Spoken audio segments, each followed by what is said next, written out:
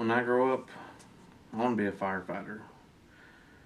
Imagine yourself at home or at work and you witness someone had an accident. What would be your first response? Of course, everybody wants to go over there and help out, but I think most people are afraid to do that because they don't know what exactly to do. My freshman year of high school, I decided to pursue this career. My father, he's been a firefighter for over 30 years, and well, I was kind of following his footsteps. Growing up, I'm used to that lifestyle as a firefighter. The shift's real easy to manage, and it's just a good way to be. Um, in 2006, I completed the Emerald College's Fire Academy, the Hazmat Tech course, and the Airplane Rescue and Firefighting course, and I got my certifications in all three. The only problem I had was getting that EMT basic, which if I had that, then I could have had a career by now. I couldn't get that, couldn't pass the test, so I joined the Army. And I stayed in there for about 2.5 years. Um, when I was going to get out, I decided to get my EMT, and of course, finally got it. And I wasn't able to keep my certifications up in my firefighting, so now I'm here with EMT basic certification, and I gotta go back and challenge the firefighting ones. The three reasons why I want to do this would be saving lives, flexible schedule, and the mental, physical, and psychological aspects of it. On the saving lives part, in Addison, Texas, the newspaper put out an article, and it talked a lot about how a crew of firefighters revived a victim, and they were given a medal for it, or an award. They do this all the time. It was a good thing they got commended for it, but this is an everyday deal for firefighters. Um, One of the things I like about this is that the feeling of accomplishment after you help someone, and I mean, even if it's just helping out with lifting assistance, I mean, just the sense of accomplishment. I remember whenever I was 15 years old, we went to the mountains. We pulled up on a wreck, and in the wreck there was two vehicles. Both the drivers were trapped still. One of them, he wouldn't be able to get out without tools, and the other car was a pregnant female.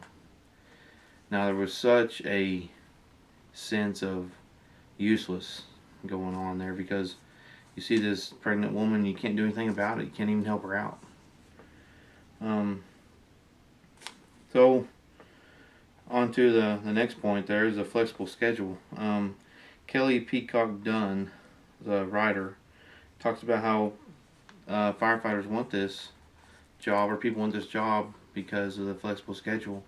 They differ. Most of them work for 24 hours on, and they might get 24 off. Um, Compared to right now, my schedule is rotating shifts, so anything's better than what I got. I work night and days and 12 hours at a time, and it just fluctuates every month. So it's actually more healthier environment if I got to be a firefighter.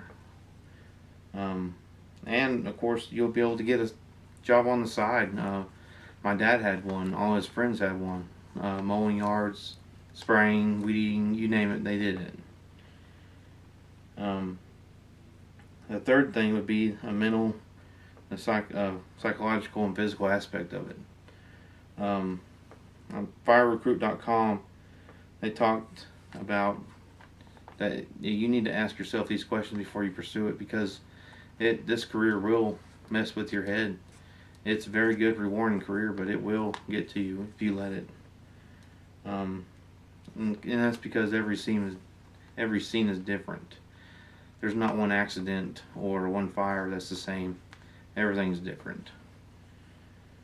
Now, on that note, back that wreck up there in the mountains on a vacation trip, I found out a couple days afterwards that lady did lose her baby. And, there was thoughts in my head of what else could I have done, to prevent that. and the loss of the baby was from the trauma of the accident. And at 15 years old, that's a lot to soak in. I know there was anger was there for the other driver. For me to him, I was angry at him, but I took all that in a different aspect. I flipped it around, and this accident when I was 15 was actually the driving force that made me want to become a firefighter. Now, during the speech, I've told you the three things, and then just three reasons. One of the top three reasons. There's a lot more reasons why I wanted to do this, to make it my career. And I just want to challenge whoever's watching this to, every time you hear the sirens or a fire truck, if you see one, just think about what's going through those firefighters' heads as they're going to the scene, because you never know what you're going to end up on when you arrive. Thank you.